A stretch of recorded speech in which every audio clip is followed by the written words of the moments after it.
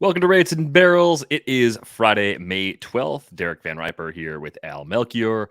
It is our usual weekend waiver preview as we dig through the big important news of the week and try to get ready for the upcoming FAB runs coming up on Sunday night in most weekly leagues. And Al, we have yet another big-time prospect coming up, and Eury Pérez will make his big league debut for the Marlins on Friday night. So by the time many people listen to this show, we'll already have his first big league start in the books. And it's fitting because at the beginning of the week, I was considering the possibility of trying to be more disciplined about the players I was bidding on with precious FAB dollars. And Perez is one of those pitching prospects that if you liked Taj Bradley, you should love Eury Pérez because you're talking about a guy who's 6'8" with premium velocity, command, an arsenal that's 4 pitches deep, and a guy that lands in one of the most pitcher-friendly environments in baseball. Those are the positives. Those positives come at a steep cost. Usually it's a massive portion of your FAB budget. Oftentimes people are going to go to 20, 25%, maybe a little more for a player like this. You don't have to bid that way. You could be less aggressive. You could take a shot at 8 or 10 or 12% or whatever the number it is you're comfortable with based on what you have. But regardless of how much you like him, what do you think about Perez and his role with the Marlins? How much of a fixture do you think he'll be in this rotation? Do you think he's up for good? And is your trust level high enough to consider being more aggressive, even though FAB money seems to be drying up pretty fast this season? Right. I mean, it seems like every week there's somebody that we say, well, you may have to spend 20% to get them, at least 10 or 15. I was all prepared. I get, like you were alluding to DVR, to write a lead for the waiver column. Like this week you could save your money, but then I obviously had to change that. So, and I think, whereas I think it was a week or two ago, we were talking about Bryce Miller, and I was saying, yeah, it's probably going to take 20% to get him, but I'm not going more than like 8 to 10 because somebody like Perez is coming and is going to be probably better.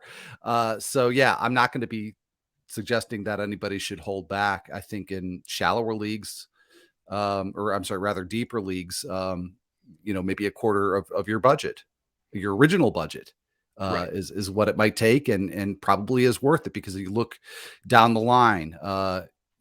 In terms of pitchers, I mean, Ricky Tiedemann's dealing with an injury right now. Kyle Harrison hasn't been playing that well. Ellie De La Cruz on the hitter side is somebody I think who could command a big bid. But I feel like, those numbers are dwindling. And Perez is one of the players that we had been anticipating, on draft day. Is this somebody that we should plan on stashing? When are they going to come up? So, yeah, I in terms of him being a fixture, I mean, the Marlins have two big holes in the rotation right now with Cueto and Rogers, both on the IL, neither one with the timetable, a specific timetable for returning. So you figure Perez is going to have, get a long look. And I just would be surprised if he'd gone back down again. So I think the thing that I would be mindful of is that you're probably going to be capped somewhere in the 70 to 80 innings range from Perez for the rest of the season. But what I would suggest is think about how many innings the other starters you're going to pick up the rest of the season are going to get. Yes, there will be plenty that don't have any sort of workload restrictions, some older guys that aren't going to be shut down or managed very carefully around the All-Star break or skipped when the schedule allows. There are a lot of different things the Marlins can do. Perez is a huge part of their future. This is a front of the rotation arsenal. This is the ceiling he has. It's a true like ace potential. And he has not thrown more than 78 innings in a season yet in their organization because of the fact that he's been very young. I mean, this is a guy who's going to debut at 20 years old, and he just turned 19 last month. So there will be significant kid gloves, but ask yourself, what's the value of 70, 75, 80 innings of a possible low threes ERA, a good whip, a strikeout per inning, or a lot more? It's extremely valuable to get that, especially when we talk about pitching every week on this show. It's brutal. The availability or lack thereof of more established quality veteran pitchers most weeks in most leagues makes it all the more tempting to take the chances on these younger players that can be much, much better than league average. So the ceiling's very, very high. The other thing to be mindful of, I looked ahead at the schedule for Pérez after the debut Friday night against the Reds. If you start looking a little further down the schedule, there is a matchup against Colorado at Coors Field coming up. So you have to keep that in mind as one possible start where maybe you're not going to feel comfortable throwing him because you don't want to throw anybody at Coors Field if you can help it. So just keep that in mind as far as a roster management perspective goes. Make sure you've got enough pitching depth to possibly have someone available to use in his place there. But I'm on board with the big bids. If you haven't spent it already, I think we are beginning to get to the point with pitching prospects in particular. A lot of the guys that we're going to see for a prolonged stretch this season have already been called up. So unless you're saving it for a bat, which you very well might be, I think it's totally justified. The talent is certainly there, and it's one of the debuts I'm very excited to watch. Probably one of the most exciting debuts for me from an anticipation perspective that we've had all season. The other big injury news this week on the pitching front, though, it was in Atlanta. They don't have a Eury Pérez to call up. Most teams don't, where now Max Fried is out with a forearm injury, likely until the All-Star break. Kyle Wright's down with a shoulder injury, could be just as long for him. And it forces more of their depth starters into the mix. So it could be more Dylan Dodd, Jared Schuster. I'm curious, as you look at that depth chart and try to sift through the short-term winners, I hate to call them that, but that's what they are as far as the guys getting the opportunities. Who do you believe in, if anyone, taking over these spots in Atlanta? Because I think this is going to be a big test for their rotation overall. They've got a nice lead in the NL East right now. Got a great lineup, got a great bullpen. They don't have to overexpose these starters that are working out of the back end of the rotation. But is there anyone you could see emerging as maybe an overlooked pickup for these next couple of weeks? I don't think so, to be honest. And I had said early on, I think it was maybe a couple weeks into the season, and the Braves still had that very fuzzy situation with the SP5. And I thought, okay, Schuster is the one with the highest ceiling. He's probably somebody to stash. And so now, he's getting an opportunity, but hasn't really pitched that well at Gwinnett. So David O'Brien from The Athletic, he had tweeted a few days back, maybe we would see Michael Soroka today, Friday. And it's Schuster instead. So I don't know, what he knows. Maybe that Soroka is getting close, but I'd say of the three of Soroka, Schuster, and Dylan Dodd, I do like Soroka the best. I don't know that he'll necessarily be the same pitcher he was when he first came up, but I think I maybe like him a little better than the two, the two prospects. But I think, and I wrote this in the column, I think you do have to sort of contain your expectations, because even at his best, Soroka was not really a great strikeout pitcher, and he hasn't been at Gwinnett so far. So I think, he's the sort of guy that you could trust in 15 teamers, maybe with good matchups. You'd stream him in 12 teamers. But I feel like maybe that's his ceiling this year. Yeah. Soroka, from a fantasy perspective, was similar to Kyle Hendricks as far as good ratios, low K rate. I think when you watch Soroka, you could see he commanded things really well. You could sort of buy in, okay, this actually is more sustainable than a lot of other guys who miss bats as infrequently as he does. He just hasn't been that guy yet, working back from his second Achilles tear. It's hard to know if it's going to happen in these next couple of weeks. At some point, you get the feeling the Braves are going to have to just see what happens at the big league level if the results at AAA can just get a little bit better, because he's been very inconsistent there. I think his last 3 outings now have been 4 innings or less. You really want to see him going 5 consistently, if nothing else. And maybe your expectations go from, mid-rotation guy with great ratios to crafty back-end starter. It's hard to say that about a guy who's only 25 years old, but Soroka had more of that kind of crafty vibe about him even when he broke through really young. That's just always been who he's been. If you said you have to choose one from that group of Atlanta starters, I think it's tough. I think I'm a little more comfortable with Dylan Dodd than I am with Jared Schuster. I think with Schuster, that lack of velo really bugs me. And I think that's where I think he could end up getting hit quite a bit. So it's going to cost you a small fraction of what it would take to get Pérez. So that's the appeal. It's the scrap heap. Maybe you spent your money already. Maybe you just want to see what happens and play matchups. I understand those being pretty viable paths at this point. If you don't want to go all in, smash the piggy bank for Eury Pérez, or if someone else just goes more aggressive than you do. That always happens too. Yeah. And I want to throw in just one more name as an alternative. And it's a name I wouldn't have expected to include in a discussion this week.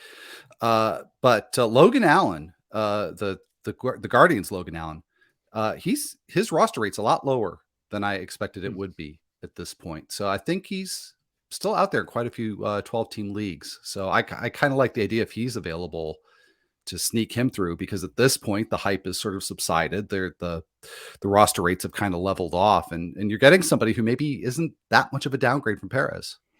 Yeah, I'm surprised he's still out there in shallow leagues. I think I spend too much time thinking about NFBC style leagues where Logan Allen is long gone, but he should be rostered pretty much everywhere. I think everything looks really good he wasn't. As far as the arsenal is concerned, and opportunity should still be there for a while, if not for the rest of the season.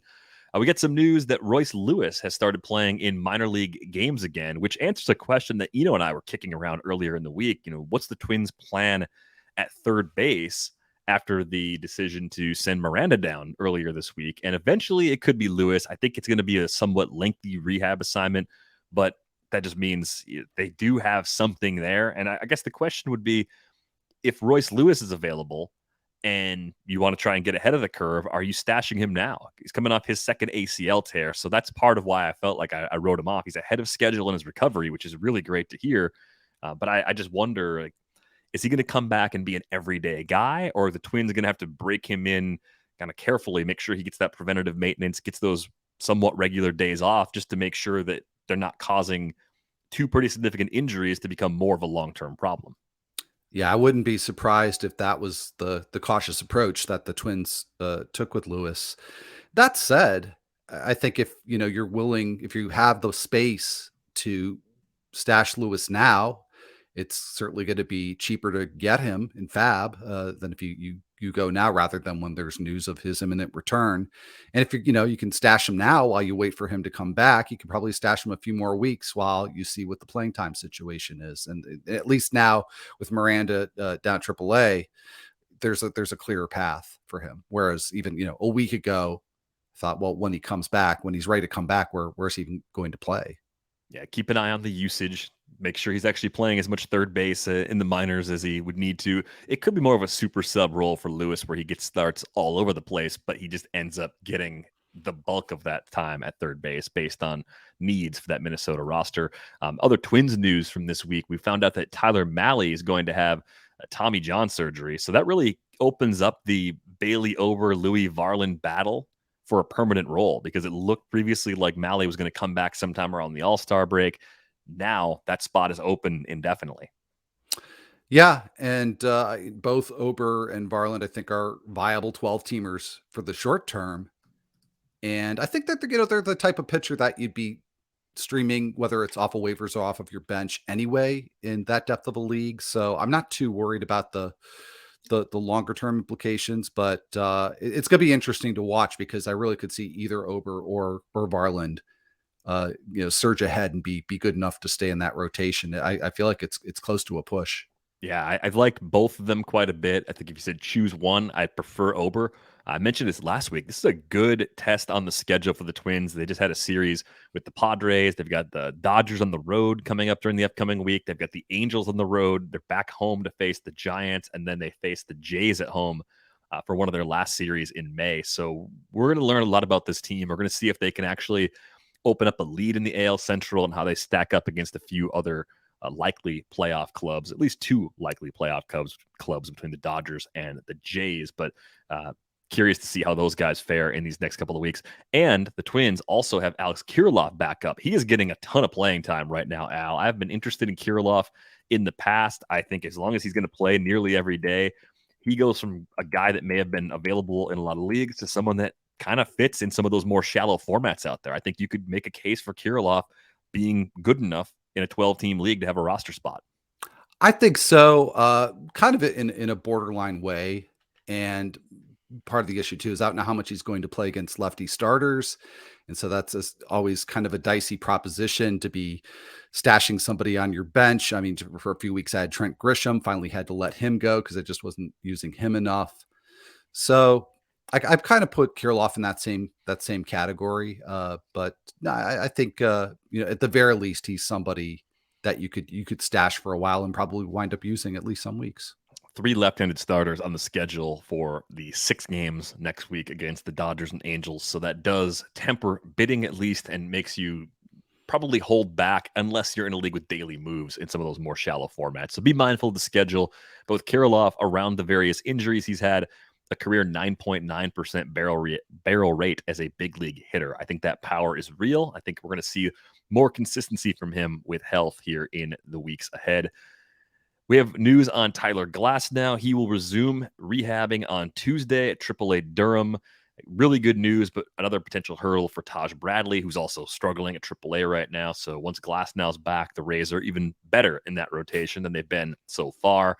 Luis Severino scheduled to make another start at AAA on Tuesday. He threw 49 pitches over 3 1/3 innings last time out, so it looks like he's getting close to a return. And then Lance McCullers, who might actually be available. I think with Glasnow and Severino, those players are clearly stashed. There might be some leagues where Lance McCullers, especially leagues with no IL spots, McCullers could be out there. He's throwing bullpens, still a few weeks away from being ready to rejoin the Astros. I think he's going to need a full-on rehab assignment to get fully stretched out again. That means that Brandon Bielik and JP France both stay in the rotation for now. I think of those two, it's pretty clear France looks better. And he's got the inside track to the longer term opportunity. But once McCullers is back, I think he could actually be one of the handful of veteran impact starters that emerges on the wire for us in a lot of leagues. Right. So we started off talking about Perez and other prospects that come up. I wouldn't imagine that McCullers would when he comes up. And part of this too is just it's later on and people will have fewer funds in their FAB budget, but I don't imagine him being somebody who's necessarily going to get 15, 20%. So it's something to keep your eye on. And maybe as that return date gets closer, try to get ahead of it a little bit and conserve your FAB that way. One other big position player promotion for this week, Casey Schmitt up with the Giants, and he's just on a tear to start his big league career. It's been pretty impressive to see so far. 2 home runs already, finished a triple short of the cycle in Thursday's win over the Diamondbacks. So look at what he's doing in his first 3 games. Yes, it's everything you could possibly want. I love that because the game power dried up in the upper levels of the minor leagues for the brief time he was there. I saw the possibility of like an average with no power, but that's not really the profile. The more you look at Casey Schmitt, the questions about him were more with the hit tool and whether or not he's going to avoid the strikeouts enough to be a non-liability in batting average. Thus far, just 1K through 12 plate appearances. All of your small sample size caveats apply. My even half mention of David Fletcher, my comp from the first time when looking at the number scouting, it's absurd. It's not even close because Casey Schmitt already hit a ball 3 miles an hour harder than David Fletcher has ever hit one in the big leagues. So not even close as far as the talent goes. I think it could be a 250, 260 average with like 15 home run pop, maybe a little bit more in there in the long run. I just think with that ballpark in particular, it's always an uphill battle to offer homers right away. But the key for Casey Schmitt is he's a great defender. He can play all over. Left side of the infield area of need, especially shortstop. Brandon Crawford kind of looks like he's at the very end of his career. So I think Schmitt, if he's going to give them any sort of upgrade offensively, is a regular for the Giants for the foreseeable future. Having this hot week is going to make it hard to sneak him in as an inexpensive ad this weekend. I don't think he's going to be Eury Pérez, 20% of your budget, but I think it is going to cost you a little something given how well he's playing right now. Yeah, and I sort of dodged writing about him. And granted, I wrote the column before the 4-hit night. So maybe I would have revised things a little bit just based on people's expectations. Not that that made him a better hitter automatically. But I also just worry, too, the Giants, in terms of usage, the Giants have been a little bit more stable with the lineups than maybe the last few years. But given even what you said about Brandon Crawford, I'm not sure I see enough of a solid everyday role for Schmitt. maybe he's a like you said, a super utility guy who can play either position on the left side. But um, I don't know. I agree with you. I think the bidding's going to go up, and I'm probably maybe at most going to just put in a kind of keep you honest bid to see if it sneaks through, but I don't think it will. And I'm just not confident enough that I would want to give up more to get Schmitt. Yeah, what's been interesting is when you look at the fluctuations in his batted ball profile. To begin this season at AAA, Casey Schmitt was hitting the ball on the ground more than ever. 51% ground ball rate, 145 plate appearances at one level doesn't paint a complete picture of who a player is, but just seeing that makes me wonder if there was some kind of attempt to adjust to maybe strike out a little bit less, some kind of swing change to see him getting to some power right away in the big leagues. It's encouraging. Projections are usually a good way to kind of ground your expectations in the face of a fast start. The Bat X has a 252, 297, 382 line projected for Casey Schmitt. Even if you want to argue the over on that, and I'm not against arguing the over on that, it would be more of a slight over. It'd be, again, like a 260, 325, 415 to 440 slug, depending on how much power he's getting to right away. That plays in deeper leagues.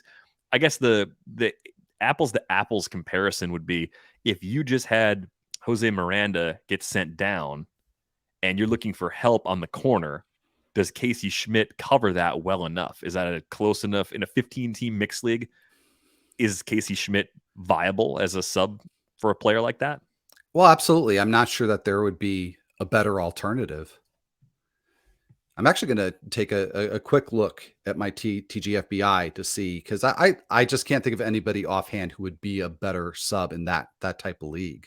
Yeah, broadly available. So every league's different because depending on who actually gets cut by other managers, you may have some players that are 75, 80% rostered that come available in your individual league. But as far as new entrants to the pool, I don't think we have anybody else on our rundown today that's consistently available who could help you as much as Schmitt could help you replace someone like Miranda, who I thought was going to play every day. I was really surprised when they sent him down. Yeah. But I do know the combination of not hitting with the lack of defensive value made that kind of an uphill battle for him to stay. I will say that for all the Casey Schmitt talk this week, through it all, I just think he's going to play. I'm more optimistic about his playing time than you are. I think it's because they can probably get to the point once Crawford's back. Maybe they can play Crawford a little bit at second base. They can make him more of a part-time player. They can move J.D. Davis around between third and first. J.D. Davis has been a lot better defensively so far this year, too, which certainly helps his bid for playing time. But there are so many moving parts in this Giants lineup. The younger guy of that group might be the one who can emerge to play the most. It could be a lot of Schmitt and Thairo Estrada on the infield, and then everybody else sort of revolving around them. Well, and to just tack on to that point, maybe I made a little too much of the playing time issue, because now I've got the list of free agents for my 15-team TGFBI, and the options. I think some of the better options would be Emmanuel Rivera, Andy Ibáñez, who I think we're going to talk about a little bit later, Kevin Smith.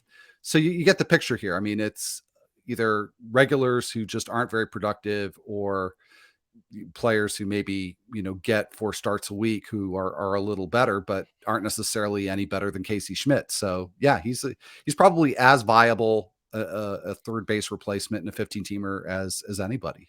And he'll pick up shortstop eligibility in a lot of leagues quickly too. Yeah. So you got that extra versatility. Love the players you can move between middle and corner. That adds a lot of extra value as you manage your roster on a week-to-week basis as well. It is possible Orlando Arcia was either never rostered or quickly dropped when his wrist injury happened. He's going to play a lot for Atlanta. They sent Vaughn Grissom back down. So Grissom continues to work on his defense at AAA. I'm actually interested to see if they give him a shot in the outfield at some point, given some of the needs Atlanta might have in left field. But as far as Arcia goes, and I just feel like I need to emphasize this again, he became a slightly different hitter last year, Al. If you start looking at what he did as a part-time player for the Braves, it was just 234 plate appearances. We saw a 7.5% barrel rate. It's the best of his career. He's maintained that early on this season, staying above 7%, hitting the ball really hard, hitting the ball on the ground a little bit more in the 16 games he's played this year, but that's a really small sample. I don't think the speed we were getting from Arcia earlier in his career, I don't think we're going to get more than a bag or two. He hasn't even attempted a stolen base as a member of the Braves in 84 games. But I think because their lineup is so good everywhere else, they can afford to just see what happens. If they like Arcia enough defensively to roll him out there as a high volume player at shortstop, he gets the benefit of kind of showing everybody that the adjustments he's made as a hitter might actually be real. I mean, brought the walk rate up last year, added the power without adding strikeouts. That's pretty impressive. And once upon a time, Orlando Arcia was a prospect in the Brewers system. He was a player when he broke in that we all liked, at least as a middle infielder that could do a little bit of everything. Yeah, and you mentioned the strength of the Braves lineup, and he is hitting at the bottom of it, so that curbs his total number of plate appearances a bit. But I mean, it's not even just a matter of that. He gets on base and then the lineup turns over, and he's got a really good shot of getting driven in. But he's hitting behind Michael Harris, Travis d'Arnaud, Ozzy Albiso. I mean, that's just such a great lineup from top to bottom. And so there's some real run production appeal there as well for somebody who's hitting ninth. We mentioned him on last week's show just from the playing time perspective, but Nick Pratto continues to play a lot for the Royals, put together a really nice week, and now has a season line that's starting to look kind of exciting. I saw him get picked up in our keeper league on Thursday night. Not surprising since he's a 24-year-old who was a 14th overall pick back in 2017, and a guy that's actually shown in the upper levels of the minor leagues that he can get to that power in game situations. 38 combined home runs at AAA between 2021 and 2022. That's in about 145 games, so a full season's worth of plate appearances. It comes with swing and miss, but Pratto also takes his walks. So we're now looking at a guy that has an 11% barrel rate for his career as a big league hitter. He's not chasing a ton of pitches outside the zone, and he can work a walk. And on top of that, he looks pretty good defensively at first base too. So I think this could be real as far as playing time goes. I think similar to where I would draw the line with Casey Schmitt, I don't know if we're looking at Pratto as a shallow mixed league player anytime soon. And I think there's probably a much lower floor here than there is with Schmitt as well. So you have to account for that. But the power is legit. If you need cheap power, you can do a lot worse than Nick Pratto on the wire this weekend. Oh, for sure. Yeah. No, I really like the power skills a lot. What I was saying about the Braves lineup, kind of the opposite for the Royals lineup, although, there's the middle of it, as there is with, pretty much any major league team. There's some good hitters that he could be driving in. But I worry maybe just slightly about playing time because there's going to have to be some sort of DH rotation there between him and Vinny Pasquantino and MJ Melendez. But that's kind of picking nits. I mean, he's clearly somebody who needs to be rostered in 15 teamers. I think because of the team context, 12 team is probably a little out of reach, but not far off. I try to keep an open mind with this profile when the barrel rate's as good as it is. I mean, when it really pops, you get a Brent Rooker. Sometimes it doesn't go quite that well, but I think the Royals have every reason to keep seeing what Nick Pratto can bring for them.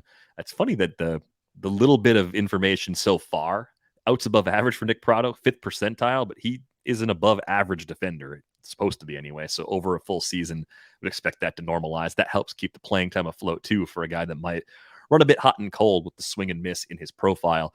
If you're looking at Nick Pratto, you're probably looking at Ryan Noda as well. I saw this during the A's game. Why was I watching an A's game? I think there were only 6 games on the schedule on Thursday, and well, they're on all the time here, being in the Bay Area. But Noda has a 22% walk rate this season, which is just absurd. And it's 123 plate appearances. He's always shown the ability to draw walks. It does come with some swing and miss. Apples to apples, though, if you're looking for help on the corner, Pratto versus Noda, who do you like more in the short term? I like Pratto a little bit better. I just, even though the on base percentage is out of this world for Noda, I just do trust Pratto's power production a bit more. And as much as I just maligned the Royals lineup, I like it a little bit better than the A's lineup. So I'll go with Pratto. It's surprising to me how much better the A's lineup has been so far than the Royals. I would expect that to level out. If nothing else, they should at least be similar. I don't know if it'll be a complete flip, but they'll be closer at the end of the season than they have been so far. Noda, he's a little bit older than Pratto, so I'm with you. he runs reasonably well for a bigger guy, 52nd percentile in sprint speed, and he was racking up steals at AAA last year. As a member of the Dodgers organization, Ryan Noda went 20 for 24 as a base stealer while popping 25 home runs last season at AAA. So yes, it was in an offensively in charge environment with being old for the level.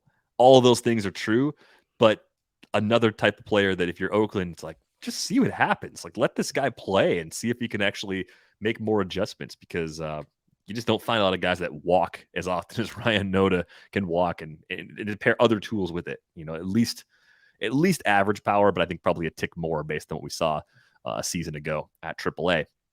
You mentioned Andy Ibáñez. He's got a role in Detroit, Al. He's been interesting in the past in Texas when opportunities have opened up. It seems like there's a better path to playing time right now for him with the Tigers. He's more of like a low strikeout rate, hit the ball over the field sort of guy. What kind of ceiling do you think Andy Ibáñez brings? He's already 30 years old, so he's not a prospect or anything along those lines, but plays a little bit all over the place and does enough things well where I think, at least for deeper leagues, he can be something of a glue guy.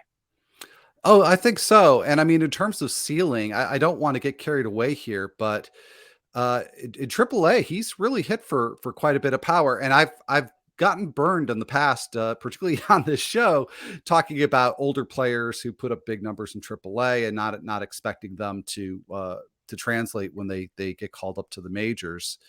And sometimes in the case of like a Frank Schwindel, it doesn't. It's not something that lasts, but sometimes it does. So I'm not saying that Ibáñez is going to reach that ceiling of being maybe a from here on out, say a 20 homer guy, but I think it's in the range of possibility, and that kind of profile makes him somebody who's important to that Detroit lineup and should get a lot of playing time and have a nice position in the batting order. So I think all of that still keeps him out of 12 team leagues, but I think he could be a really useful guy in 15 teamers. Yeah, I think as a kind of a bench hitter in a 15 team league, Ibáñez makes sense. The good news is I don't think it's going to take more than a min bid to get him most places. Oh, yeah. I think that's the best thing about him. The same could probably be said for Brett Wisely. I think the problem with Brett Wisely is that the Giants could become crowded enough where he gets sent down. Pretty interesting power speed combo, as we saw earlier in the week when Eno and I were looking at this profile, kind of comparing him to David Villar. I think there's a better chance that Wisely sticks on the roster than Villar at this stage, given their performances. Wisely can play a little bit of center field as well. So I'm kind of curious to see how they deploy him in these next couple of weeks. I hope he stays on the roster. And there's a little bit more in terms of fantasy tools here. Ibáñez is just more of a guy that's going to go out there and just hit. Wisely could steal some bases, could get to some power more consistently, has shown an ability to control the strike zone throughout most of his minor league stops. We'll see what happens as he gets more exposure to big league playing time. I do think as a lefty, very likely he won't see a lot of same-handed pitching, so you have to account for that with the playing time projection. Yeah, but definitely an option for cheap steals in 15 team leagues. Playing time should be there, and it's kind of odd he's barely walked so far. But again, it's pretty small sample, but maybe winds up scoring some runs too. So there's some upside there with Wisely. I realize it's been a few weeks since we really looked at catchers, and there hasn't been a ton to get excited about. Miguel Amaya got a brief taste of the big leagues while Yan Gomes was hurt, but he got sent back down with Gomes coming off the IL. With changes to Wilson Contreras' role, that was the surprise, of course, of last weekend when that news broke over the weekend. Andrew Kisner is going to get a lot more playing time for the Cardinals, at least in the short term. And I do think with a guy like Kisner, the shape of his playing time in the big leagues since he debuted back in 2019 has been so unusual because of Yadier Molina. Right. And the lack of consistent opportunities for him. Obviously, Kisner got to nearly 300 plate appearances last season, and I actually thought he fared reasonably well at the plate, given the lack of opportunities previously. I understand that a 79 WRC plus is nothing to write home about, but if you go back to AAA in 2019, yes, that was a year of the rabbit ball. We saw a guy that kept the strikeouts down at AAA and got to power on a regular basis. 12 homers in just 66 games that year around some brief time with the big club. So I look at those past skills. You see a guy that's barreling the ball pretty consistently right now. He's shown decent hard hit numbers in those intermittent opportunities to play with the Cardinals. I actually think Andrew Knizner could be a useful min bid pickup in 2-catcher leagues if you're just looking for playing time, because I think he's probably a better hitter than he's shown us to this point in his big league career. Yeah, and that's a good perspective on Knizner, because last year when he got the big bump in playing time, I rostered him in a deep dynasty league and held on way too long, kind of waiting for that turnaround, kind of making the same analysis of the minor league numbers as you did, DVR. So yeah, when I saw the news about Contreras, it was just from a fantasy perspective, sort of a big yawn for me, because it's like, okay, we've seen this guy. But that's a really good point. I think that's a very kind of ungenerous interpretation on my part, that he hasn't really gotten a fair look, and he's still young enough to deliver on some of those minor league numbers. One thing, though, you mentioned he's barreling the ball. It's not really the exit velocity that's changing for him. It's the batted ball profile. He's just hitting a lot of fly balls. Mm-hmm. And that's a profile where if he was playing in Cincinnati or Philadelphia, I'd be a little bit excited. But in St. Louis, I think there's just not enough streaming opportunities for him to really help. And I mean, if we're talking like, 2-catcher leagues, particularly like 15-team 2-catcher leagues, then yeah, I think he's probably an upgrade, or likely an upgrade over your number 2 catcher. But it's not an extremely high bar that I'm setting there, and I don't really see a lot more besides that. Yeah, it's kind of like if you're just desperate for playing time in a 2-catcher league of that size, you're looking at Knizner versus Freddie Fermin versus like Sebi Zavala if Yasmani Grandal's injury turns into an IL situation, which right now it doesn't look like that's the case as of Friday afternoon. That could always change, of course, in the next couple of days. Freddie Fermin, though, with the Royals, similarly interesting profile to me. And, with Salvador Perez kind of shifting more into a heavy DH role at this stage of his career, MJ Melendez playing a lot in the outfield, suddenly there are starts behind the plate available for Fermin. And you look back at what he did at AAA last year, 15 homers in 87 games. He drew walks. He didn't strike out that much. I kind of think this is a useful second catcher option, too, if you're just desperate for someone that's getting opportunities. I would agree. I think that, between Fermin and Knizner, I would give Knizner a little bit of an edge, just because I think the playing time is going to be more consistent. But I think the ceiling is probably higher for Fermin. So nothing else, somebody to watch for the next week or so and see how that playing time starts to shake out.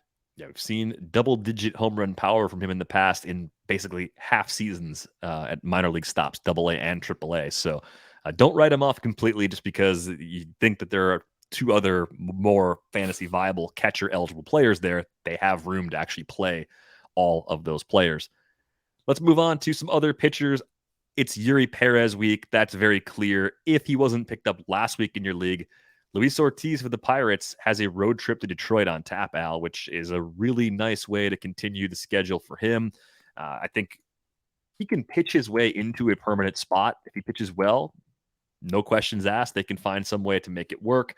Otherwise, if he struggles once Vince Velasquez comes back, sure, they'll swap him back out and option him back down. But Ortiz pitched pretty well at AAA to begin the season, 29-11 strikeout to walk ratio with a 2.23 ERA for Indianapolis before that 5-inning debut earlier this week. Yeah, I think he's got a good chance to stick and to succeed before the Pirates have to make a decision there. But I think, whereas last year, looking at his numbers and thinking, okay, this is somebody who could come up, and maybe you worry about the walks, but this guy could really be a good strikeout pitcher. But I think, based on what he's done at AAA, I think my expectations are more for somebody who's like a Graham Ashcraft with a little bit more strikeout upside, but maybe his main appeal in fantasy is that he's going to be able to keep the ERA low between the ground ball rate and the pitching in the park that he pitches in. Yeah, it was surprising to see just 1 strikeout in that season debut against the Rockies. Eno mentioned the AAA stuff numbers weren't quite as good as what was happening in the model a season ago, but Luis Ortiz, still just 24 years old, still kind of putting all the pieces together. And given the lack of other intriguing pitchers in many leagues, if Ortiz is still out there, he's absolutely worth a consideration, especially for this matchup. If nothing else, you could stream him against the Tigers and think about moving on next weekend. But I think there's more than a streaming core talent here. James Paxton is back. Should we care? I've wanted Paxton to get healthy just so we could see what was left in the tank for what feels like 3 years now. And now it's going to happen for him, at least for a little while, as a member of this Red Sox rotation. Right. I mean, there's two different levels of following here, right? And part is just, wanting him just to be back and to succeed and stay healthy. And then there's trying to look at this from the fantasy manager's perspective in a more cold calculating way. And so, hopefully he gets back to being a 12-team relevant starter. That's not how I think we should treat him this weekend, but I think he's a must add in 15-teamers. We'll see here on Friday night exactly how things go. But unless it's pretty bad, I'll certainly be placing some sort of bid on him in 12-teamers. And I had kind of a modest recommendation in the column, but if it goes well on Friday, then you may have to ratchet that up a little bit. I think it's a little bit like Michael Soroka, and we talked about Soroka earlier, where you can't expect him to be the guy that he was before all the injuries, but he still may be good enough to be viable in some deeper leagues. I'm with you on the 15-team leagues. I think it's a lower end bid, though. I don't think it's a 5+% bid because he used to be James Paxton. This is a guy that might be a little better than most teams' back end starters, and let's just see what happens. Fortunately, we do get a peek at him on Friday night before having to make those bid calls, but I'm at least thinking about it heading into the weekend, depending on how things go.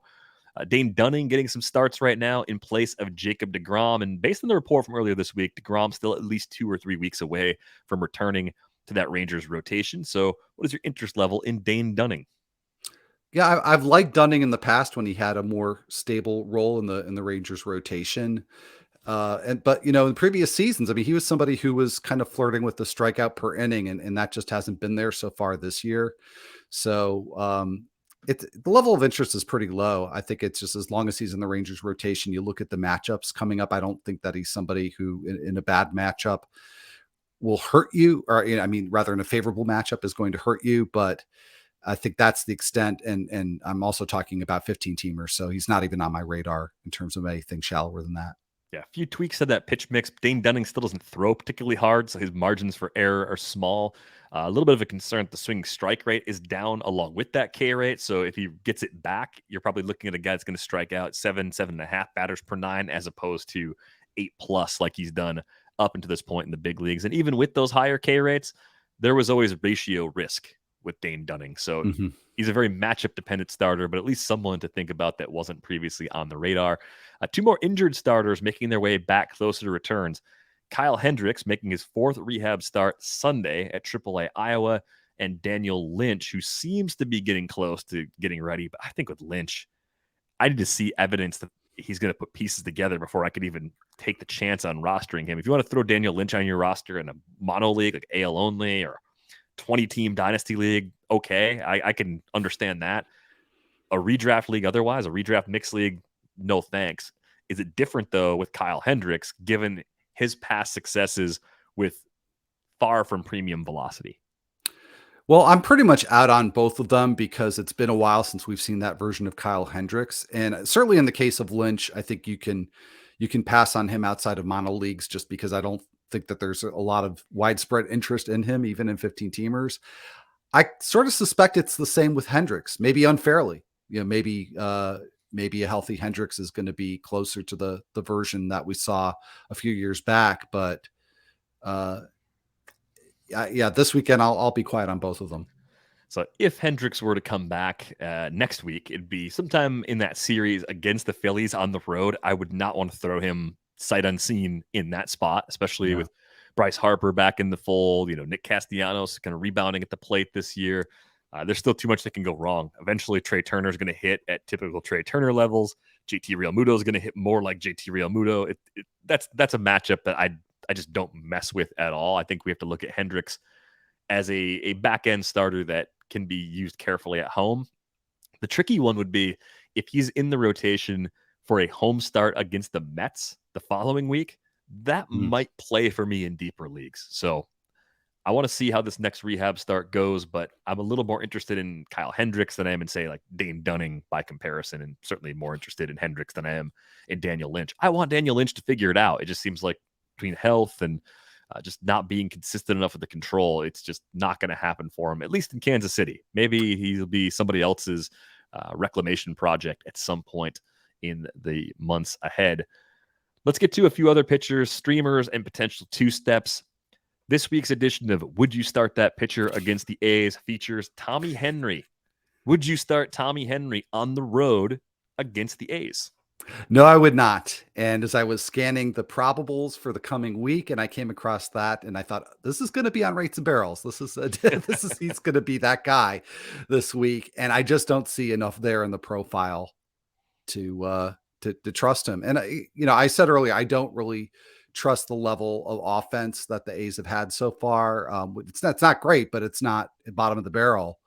But that said, because they can do a little bit of damage, I need to see somebody who's at least got something in the profile that looks foreboding. Yeah, if you're going to strike guys out at a clip as low as Tommy Henry does, you better have a great walk rate, and he doesn't. And you also have to have a good home run rate, and he doesn't. So I think Tommy Henry is more likely the kind of guy that when that start rolls around, I go over to DraftKings and I stack A's hitters that night in a tournament and hope the A's go off and get really excited if they do. That to me is the more appropriate usage. So I know that the ratios relative to the league are not that bad for Tommy Henry, but the underlying numbers give me very little confidence. Ryan Nelson, who I just cut in our keeper league last night, also catches Oakland. I'm a little more optimistic about Nelson, but the fact that I just cut him in a 16-team keeper league where everyone needs pitching probably gives you an idea that I'm not exactly thrilled about using Nelson, even in a spot where I feel like 3 weeks ago I would have been excited to use him. Yeah, no, I'm with you. I mean, forced to start one of them, I would definitely prefer to start Nelson instead of Henry. But I'm also a little bit confused too by Nelson's profile this year, because I kind of saw him in the same category as a Tyler Wells, who's not necessarily going to strike out a lot of guys, but gets a lot of pop-ups, could be really a good pitcher with whip. And he's been more of a ground ball pitcher so far this year. And so kind of his main source of appeal for me hasn't really been there. And the ratios aren't good either. So I'd avoid both, but again, forced to choose one, I would choose Nelson. Yeah. Why I cut him? I think it was mostly that even if the ratios bounce back to the mid-4s ERA and the okay whip projections you'll see for him, the K rate being as low as it is doesn't seem fluky. He's just not getting enough swinging strikes. We saw that with him down the stretch last year. I bought it anyway. 8.2% swinging strike rate last year when he finished the season in Arizona. 8.3% so far through 36 innings this year. It appears to be just who he is right now. Maybe they can make a few adjustments, but I think the risk for Ryan Nelson is that he ends up in the bullpen. They may end up bringing up Dre Jameson or just going a different direction with this spot, and then the role changes completely. So it's a harsh turn, because I really wanted to like Ryan Nelson going into the season, had him a few different places. Brandon Bielik also gets a start against the A's. So Brandon Bielik against the A's? ? Well, he's at the top of the list so far. he's your preferred option of the three? Absolutely. Oh, it's rough. We've seen control problems from him during his time in the big leagues. The scouting report points to a guy with command and a pretty deep arsenal, and that's usually the ingredients for something that can work. I have a lot of trust in the Astros, but Brandon Bielik really tests that in every possible way right now, so I'd prefer not to start him if I could help it. If you're desperate, I think Nelson is my preferred option over Bielik. I really do. I think Nelson's number one on my list if you have to start one of those three just to get through the upcoming week. So other pitchers to consider: Dean Kramer, another recent DVR drop in the aforementioned keeper league. Very tough matchups, but he does get a two-steps, pitch a little bit better since I let him go too. So you're welcome, everybody in deep leagues. Home against the Angels, road against the Jays. I don't see it. I think the Orioles are a good organization as far as getting a lot of extra mileage out of starters like this. But I just ran out of patience with Kramer, and these matchups scare me enough where even if I hadn't been frustrated with him, I'm not picking him up for this particular two-step. Yeah. Two good starts, two starts with favorable matchups. I think there's enough there. A start against Oakland, there's enough there as opposed to the three that we just talked about. But yeah, bad matchups, I want no part of it. Then you got Brad Keller also in this club at the Padres and then at the White Sox. tempting because those teams have underperformed, but also could be the elixir that gets those lineups going. Brad Keller's ratios are at odds with each other. A 4.31 ERA versus a 1.76 WHIP. The 4.31 ERA is kind of like league average. The 1.76 WHIP is awful. Which of those is telling us the truth about this version of Keller? I was previously excited about him because in the Eno's model, Keller was showing 2 above average breaking balls. That's generally a really good thing that leads pitchers to success. It has not worked out so far for Keller. I think the ERA is probably the better indicator, which means that maybe there's going to be a time where he is going to be a viable streaming option when you've got some decent matchups, maybe even with these 2 matchups that he has. But the profile, if you look under the hood and you see that he's throwing first pitch strikes barely half the time and not getting chases, which is something that's been an issue for Keller in the past. That's going to lead to a lot of walks. So I think probably the control issue for him is something that's fixable. And he's actually not getting a lot of swings on the end zone pitches either. So it's kind of the 2 sides of the coin, because that if that persists, then that helps to bolster the strikeout rate. But I think he probably just is who he is, and whatever this control issue is gets better over time. But then he just goes back to being somebody you would very, very occasionally stream with really good matchups. Yeah, I mean, the ERA is right in line with the career norms so far this year. It's that 1.76 WHIP that's surprising. Usually you get a 1.40s WHIP from Brad Keller. Just the fact that he's got 13, 19, he's got 24 walks in his last 5 starts. That's an automatic no. That's like he's doubled his walk rate compared to previous levels. I don't know why it's so bad. You almost wonder if he's tipping pitches or something and ending up in really bad counts because guys have just figured it out. I don't know. Very strange.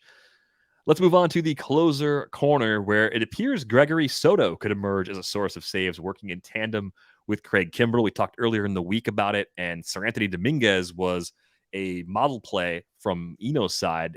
The Soto angle is more comments from the manager in this case. Right. So do you trust that? Or what's your interest level in Soto, given some of the uncertainty about how they may actually handle these situations while Jose Alvarado's down? Well, you know my interest because I put a bid on him in your league. So, and he went for $3, which was the bid that I made. But you said there were several people who had that. And for somebody who maybe is splitting saves, maybe in a short-term situation, I think it's hard to bid more than 3%.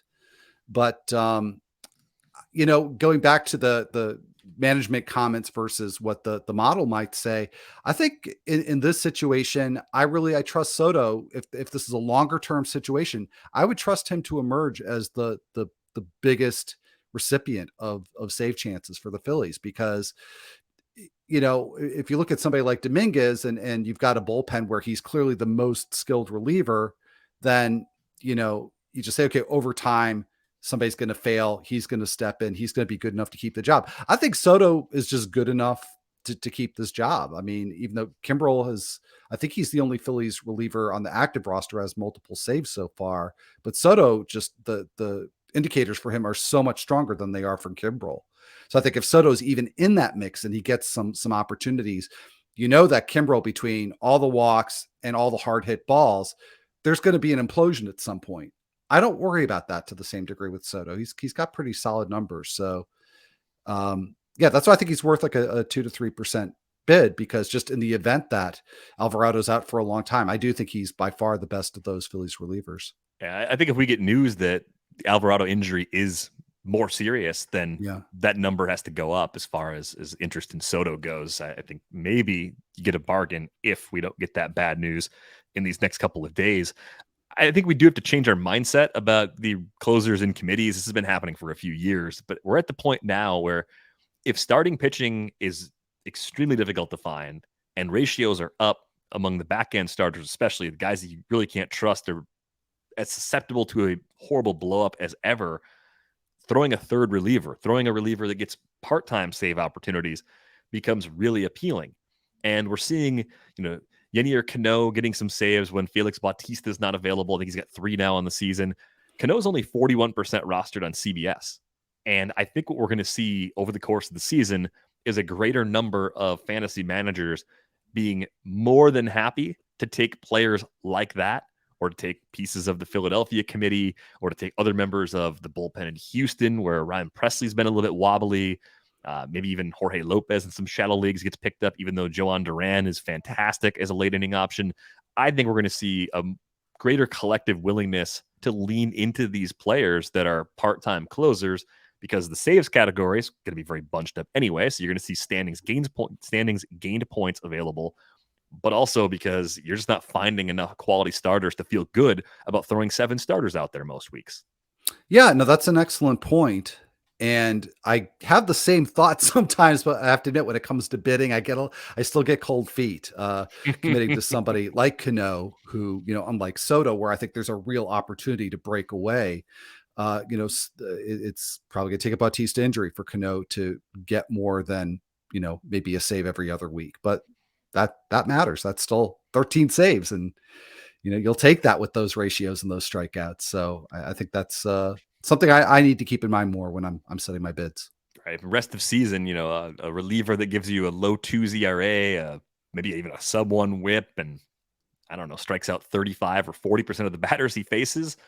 That's pretty good. That actually could work really nice. And it's not going to be stressful every time you set a lineup and leave that great reliever in, as opposed to trying to sneak in, I don't know, Brad Keller in a spot. Brad Keller against Oakland is the kind of thing that I'll still be tempted to do at some point, even though I'm not on the Brad Keller 2-step for this week. Something to think about if you're in a more shallow league and you see some very talented relievers out there that get part-time saves. You may be better off going a little more reliever heavy with that balance in your lineup. If your league doesn't split SPs and RPs, plenty of leagues do that. And that brings a whole bunch of other pitchers into the equation as well, depending on the categories that are being used.